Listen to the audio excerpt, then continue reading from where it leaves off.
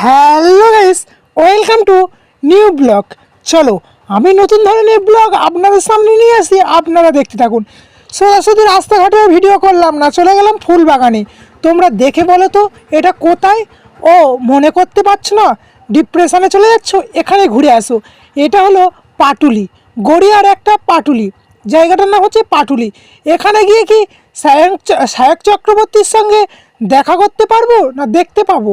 সায়ক চক্রবর্তী এবং খোকুদি এবং কাকিমা এরা তো সবাই তো এখানে বেশিটাই যায় কিনা নচিকেতনের চা খেতে। হ্যাঁ, আমি কি ঠিক মতো ফুলগুলো দেখতে বা ভিডিও করতে পাচ্ছি না। ফুল দেখলে মন ভরে যায়। কলকাতায় এত গাড়ি ঘোড়া চলার পরেও তাও কি সুন্দর দেখো, গোলাপ, গাঁদা, টগর, বেলমল্লিকা, কাগজ, স্লিমিং, সতার, কত ধরনের ফুল হয়েছে।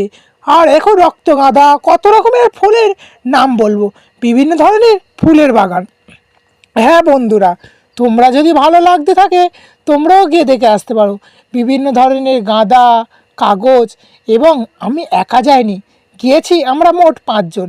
ভাবছিলাম এখানে গিয়ে যদি সায়ক চক্রবর্তীর সঙ্গে দেখা হতো তাহলে কি ভালো না হতো, কিন্তু গিয়েছিলাম দিনের বেলা একদিন সকালে, তো এবারে যাবো একদিন রাতে।